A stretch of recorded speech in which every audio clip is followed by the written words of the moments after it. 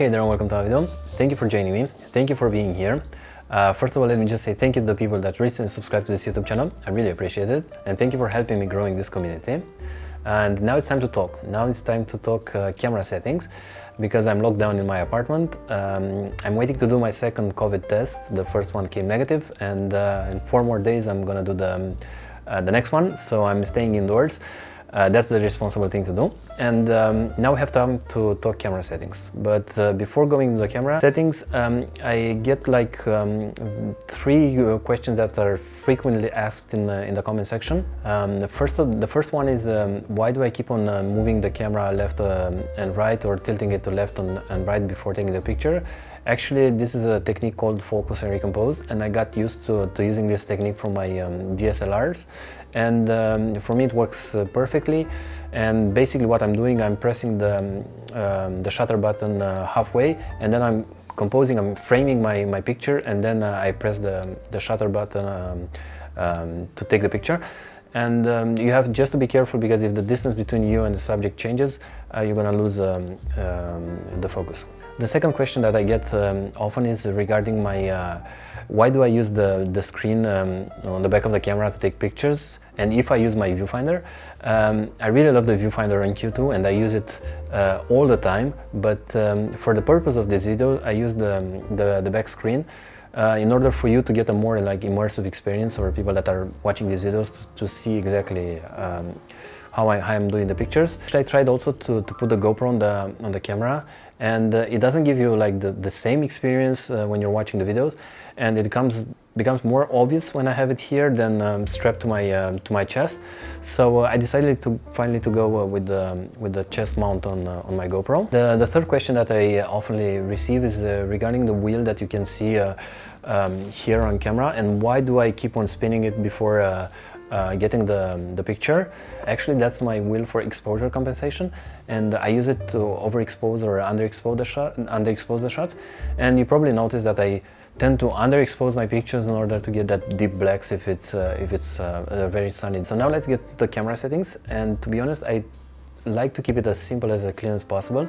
And I have 2 profile registered on my camera. One is day profile and the other one is night profile.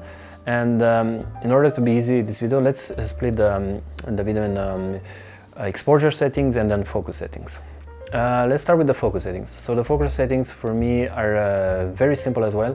I use autofocus, and I'm really happy with the autofocus of the camera. It's very reliable, it doesn't misses, and for me it works perfectly. I rarely use the manual focus. For example, if I want to get a shot through a window where there's another element in front, but the cases are really rare when I use the manual focus, even though it has a beautiful focus peaking that you can see on the viewfinder and on the screen. It really helps a lot. Getting back to the focus settings, as I told, I use autofocus, and it's the center point that I mostly use for my shots, and it's called field. And the technique that I told you in the beginning of this video, the focus and recompose technique for my shots. I don't use the burst mode, so just a single low continuous pictures taken. So getting back to the exposure settings, I like to keep it as simple as I can. So for the ISO is set on auto ISO, starting from 100 to 30 to 100. And my shutter speed is also on auto, but I have a minimum limit of 250 of a second, because I want to freeze the image, I want to freeze my subject. But if I want to change the settings, is a touch of a button. It's very easy, as you can see here on the top of the camera. And my aperture is somewhere between 5 and 8 normally. And when I do portraits, I tend to go wide open or close to wide open, let's say f2 or f2.8. And regarding the portraits that I do on the street, this camera has AF face detection.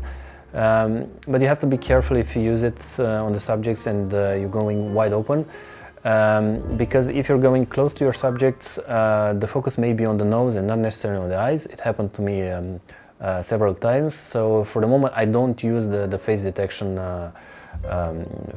focus. So that was it. I don't know if I covered everything that I wanted to cover in this video, but if you have any questions, feel free to drop me a message or to drop me a comment, and I will gladly answer. And for me, it's more important to get the shot, even if it's underexposed or overexposed, or it's not quite in focus, but it's important for me to get the shot and then regretting not getting the shot. And yeah, so that's why I would like to keep it simple. I like to keep it as clean as possible and to focus on the moments that are going in front of me, or anticipate things, or I want to be more attentive and to be more there than focusing on camera settings when I'm doing street photographies. So yeah, I hope you like it. I hope it's useful for you. So feel free to give me a thumbs up if you like this video, and yeah, subscribe to this channel. And if you have any questions, drop me a comment or drop me a message, and see you very soon.